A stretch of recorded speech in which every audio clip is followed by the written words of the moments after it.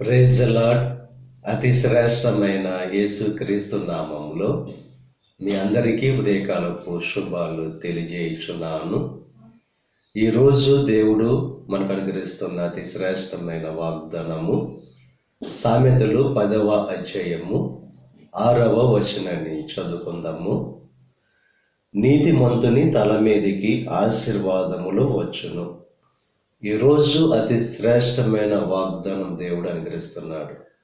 ఎవరైతే నీతిగా జీవిస్తారో వారి తల మీదకి దేవుడు ఆశీర్వాదాన్ని ఇస్తాడని చెప్పి వాగ్దానం చేస్తున్నారు.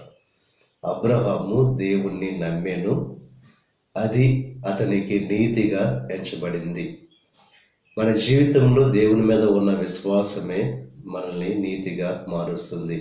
ఆ నీతే దేవుని యొక్క ఆశీర్వాదాన్ని పొందుకునేటట్లు చేస్తుంది. నీతి ఘనతకెక్కుటకు కారణమవుతుంది.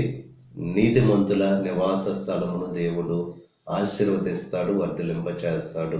ఉదయకాల సమయంలో నీతిగా జీవిస్తూ దేవుడు అనుగ్రహించే ఆ శ్రేష్టమైన ఆశీర్వాదాన్ని పొందుకోవలసిందిగా ప్రభు పేరట మిమ్మల్ని కోరుతున్నాను. దేవుడు మిమ్మల్ని దీవించి ఆశీర్వదించి వర్ధిలింప చేయును గాక. ఆమేన్. ప్రార్థన చేసుకుందాం. పరిశుద్ధుడా, మహోన్నతుడా, కృప కలిగిన దేవ, నీ కృపను బట్టి దేవ, ఈరోజు అనుగ్రహించిన శ్రేష్టమైన వాగ్దానాన్ని బట్టి నీకు స్తుతులు చెల్లిస్తున్నాము. నీతిమంతుని తల మీదకి ఆశీర్వాదం వస్తుందన్న ఆ రీతిగా దేవ, ఈరోజు ప్రతి ఒక్కరి జీవితంలో శ్రేష్టమైన ఆశీర్వాదాలు కలుగు చేయండి. ఈ ప్రార్థనలో ఏకీపిస్తున్న ప్రతి ఒక్కరిని దీవించి ఆశీర్వదించండి.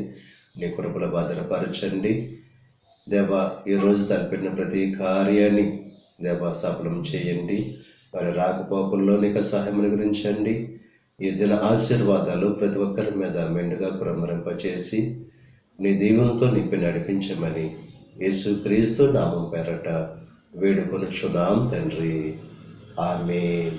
తండ్రి, కుమార, పరిశుద్ధాత్మ త్రియేక దేవుని యొక్క కృప సదాకాలం మనకు తోడై ఉండి దేవుని యొక్క దీవెనలు ఆశీర్వాదాలతో నింపి నడిపించును గాక.